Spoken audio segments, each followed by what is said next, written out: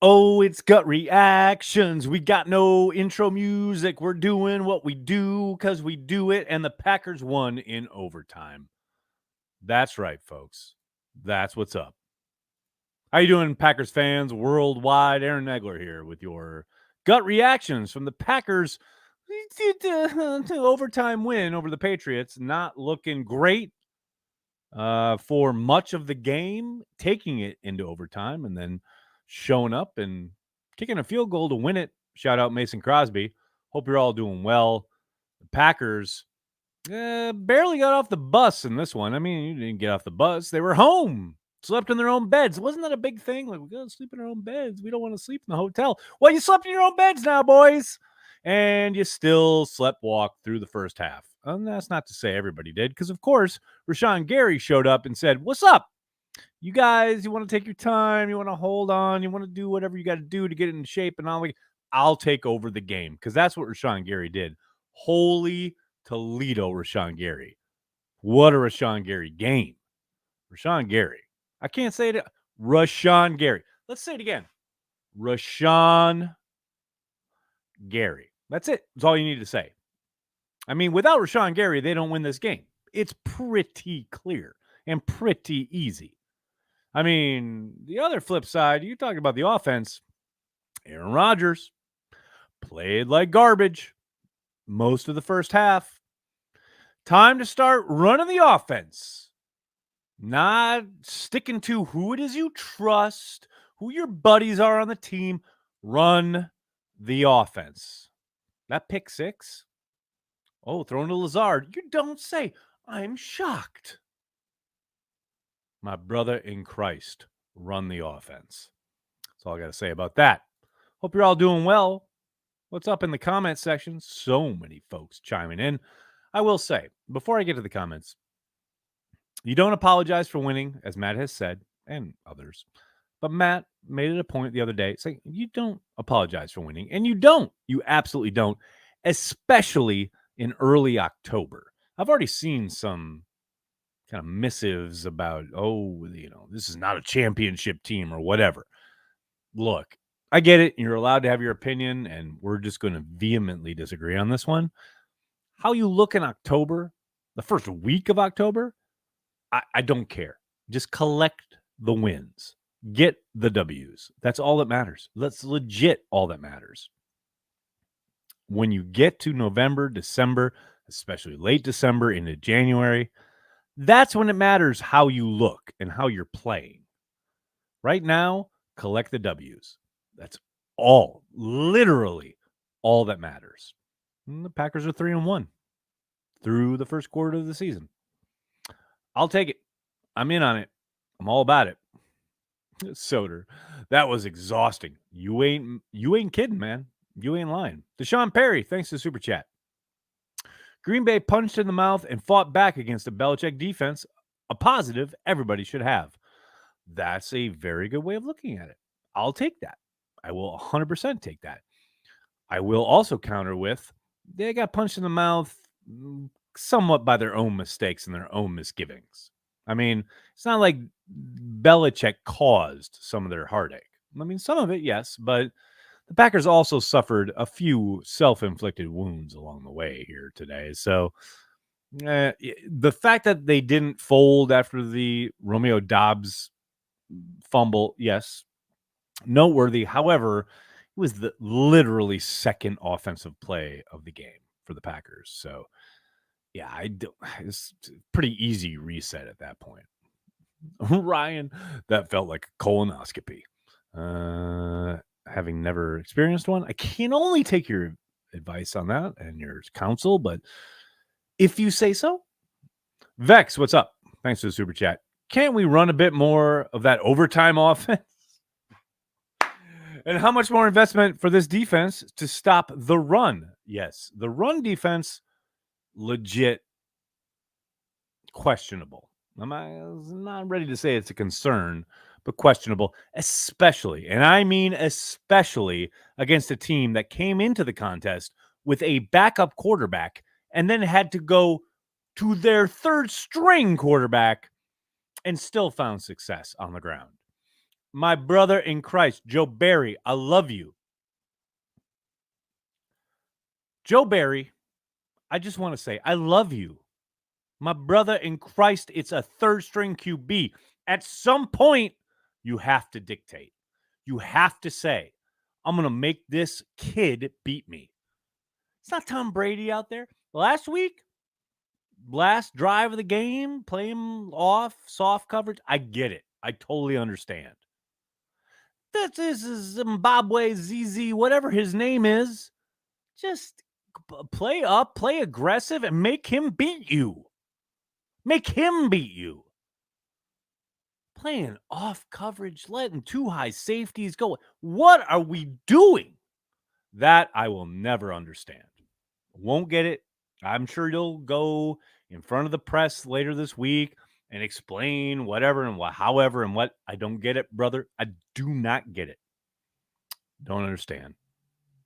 Michael, thanks for the super chat. Oh, where is it? There it is. Should we be concerned about the run defense?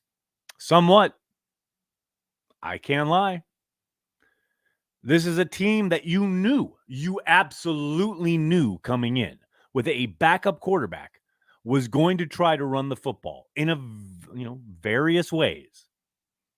And you seemed either ill-prepared or ill-equipped to handle that challenge. I understand, again, against Tom Brady last week, get it. Got to play some coverage. Got to play off a little bit. Never know when Tom's going to strike off play action. I get it. You're facing a third-string QB for much of this game, and you don't ever dare to dictate to the kid. Ever. Not once. Maybe you could make the argument that against Hoyer, who you expected to play the majority of this game, at the end of that first drive, you saw, a call or two that would be considered, I'm trying to put pressure on the QB. I'm trying to dictate. But once the backup got in the official version, backup to the backup, off coverage, we'll play too high, we'll try to do a thing or two here or there, but we're never going to get after this kid. We're never going to try and make his life uncomfortable. We're going to rush 4, maybe 5 every once in a while. We're going to play pretty vanilla. I mean, Joe Barry's favorite flavor is vanilla, confirmed after this game. That's all I know. That's all I know. Ed, thanks for the super chat. Wow, both offense and defense had opportunities to cave, but they didn't. It wasn't pretty, but good on the whole team for hanging in there. It's a healthy attitude, Ed. I like it. I'm absolutely, I'm right there with you, buddy. Healthy attitude. Dale, late, ... in London, ... Well, you know what, my friend? I'm going to be in London next week. And if you aren't there, I'll be very upset. All these years we've been talking here on this stream, you've often said good morning or good afternoon from London. I've been saying good morning or good afternoon or good evening from New York. If you're not there, brother, I'm just saying, Cheesehead TV. Hey, why don't I throw that up here? Hey, that's right. Right there. Join us for a pint Friday afternoon, October 7th, 4 p.m., the Dog and Duck, my favorite pub in London. Better be there. Dale, I'm just saying, if you're not there, consider all of this a bust. Too old for this. Thanks for the super chat. That was tough, but it's a W and on to London. Parentheses, Mercedes is a beast in London. I know he had 3 touchdowns, I believe, last time he was there with the Jaguars. I'm down with that. Vex, thanks again. This offense is worse because with Aaron Rodgers, the offense will never be run first. All right. It's always symbiotic. I can't ever lay the blame on one guy or the other, whether it's Matt or it's Aaron. It's both of them working together. There were so many instances today where you saw this team, especially offensively, just outthinking itself, overthinking itself, just trying to get way too cute. You've got the talent. Trust your talent. Jimmy's and Joe's, not X's and O's. It's I can never, ever put it on Aaron alone. It's a combination of Aaron and Matt. And look, when it's good, we all love it. We all get excited and we all cheer for it. And we all get, touchdowns and yards and big plays, and we're all about it. But then there are days like today where they got their ass handed to them. Let's not get it twisted here. Bill Belichick had a day. And I don't think it's any surprise. You go back and you look at the game Belichick devised, the game plan he devised against McVay, Matt's good friend and, master, so to speak, the Yoda to his Luke Skywalker, if you will. I mean, Belichick showed up at that Super Bowl like Palpatine and said, fuck up. We're not going to score any points, but we're going to shut you the fuck down. Well, Bill did a pretty good job of that today. Now, that said, Aaron, Matt, and the company around them, talent-wise, did just enough to come out on top. And that's all you need, especially in early October. 2010, we had some ugly wins. No doubt, Professor, especially this time of year. They lost back-to-back weeks against Washington and Miami in overtime. Yeah, today, right now, doesn't matter. I don't care how you win. I do not care. I 1,000,000,000% don't care how the Packers look, how the W comes about. Just get the wins. Like, I understand we all want big blowout wins. We all want, like, 1996 to materialize before our eyes again. Those days are gone. It ain't going to happen. Just get the W. That is what's important. Dustin, thank you for the super chat. I see a sneaky similarity in how the offense runs Dobbs plays, Adams role, and Watson MVP role. W is a W, and we will be a whole different offense in December. Definitely agree with that last part. No doubt about it. Is kick coverage highly Ford dependent? I don't know about highly, but it's somewhat. No doubt about it. Kenneth, thank you for the super chat. Should Packers trade for a true right tackle? Neither Jenkins nor Newman should play right tackle.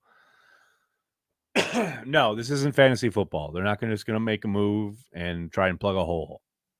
They're going to keep working with their guys. I'm going to develop them. And yes, to your point, Jenkins had a rough game. Now, Judon, he's not a slouch. That's a legit talent in the NFL. That said, Jenkins has certainly looked less than prime time, so to speak, throughout the 4 weeks so far here in 2022. That said, I would suspect they allow him to keep battling out there at right tackle. He is a very talented player. I would probably be down with moving him back to left guard, even though, who knows what he looks like there coming off of an ACL. I do wonder how much of that is, he's playing at right tackle instead of guard, and how much of that is, he suffered a pretty significant injury less than a year ago. But if you do move him back to left guard, then you got to think Runyon moves over to right guard if he's capable of it. Who knows? It's not an automatic switch, as any offensive lineman who's played in the NFL will tell you.